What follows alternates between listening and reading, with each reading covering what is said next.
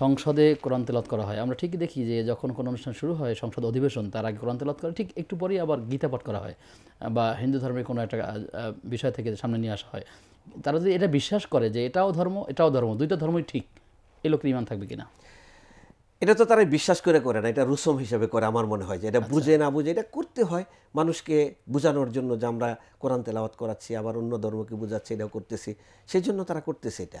আমার একটা ঘটনা মনে পড়ে গেল যে কোনো একজন খুব ওস্তাদ, অর্থাৎ কোনো জ্ঞানের সে খুব ভালো অভিজ্ঞ পারদর্শী ব্যক্তি, তো এই ব্যক্তির কাছে কেউ তার জ্ঞানের শিক্ষা নিতে গেলে সে একটা টেকনিক অবলম্বন করেছে যে কে বুদ্ধিমান আমি শুধু তাকেই নিব, যে বুদ্ধিমান না তাকে নিব না।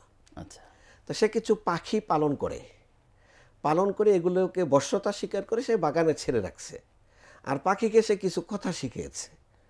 সে কি শিখেছে? শিকারি আয়েগা, দানা ডালেগা, জাল বিছায়েগা, ফাঁস না যাও। মানে শিকারি আসবে, সে তোমাকে খাবার দিবে, দানা ডালেগা, জাল বিছাবে তোমাকে শিকার করার জন্য, ফাঁস না যাও, তুমি কিন্তু ওই জালে আটকে যাও না। তো পাখিগুলো কোনো মানুষের উপস্থিতি টের পাইলেই চিৎকার করে এই গানগুলো গায়।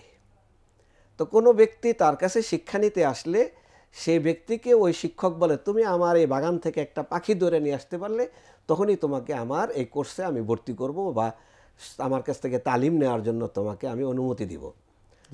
তো সে যখন যায় বাগানে, তখন গিয়া দেখে যে বাগানের পাখিরা বলতেছে শিকারি আয়েগা, দানা ডালেগা, জাল বিছায়েগা, ফাঁস না যাও।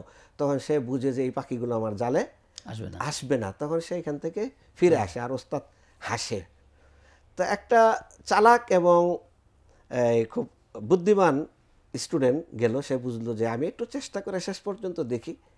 ঠিকই সে কী করলো, গিয়ে দানা মানে খাবার দিল, জাল পাতলো, এরপরে দেখলো পাখিগুলো সব খেতে আসছে।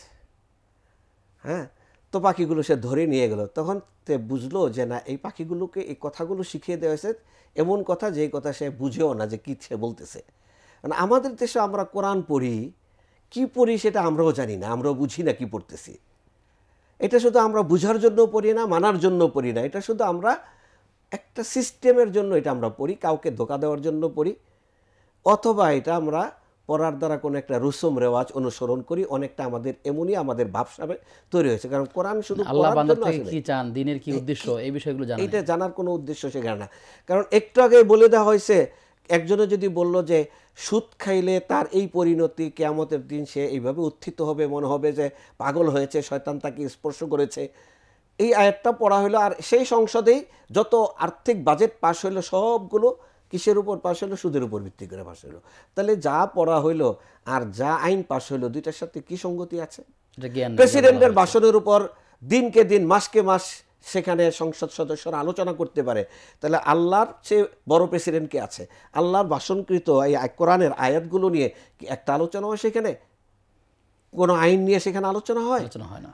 তাহলে বোঝা গেল যে কোরআনের তেলাওয়াতটা এটা একটা আইওয়াশ বা একটা সিস্টেমে পরিণত করা হয়েছে, কিন্তু এটা মানা বা বুঝা বা এটাকে অনুধাবন করে এটার কাছ থেকে কিছু নেওয়া, এটা আমাদের আগামী দিনে আমরা এমন একটি নেই। সরকার ব্যবস্থা চাই, এমন একটি নেতৃত্ব চাই যাদের হাত দিয়ে কোরআনের দাওয়াতগুলো ছড়িয়ে পড়বে ঘরে ঘরে, যাদের মাধ্যমে দেশের আনাচে কানাচে বিভিন্ন জায়গাতে রসুলের সিরাতগুলো ছড়িয়ে পড়বে।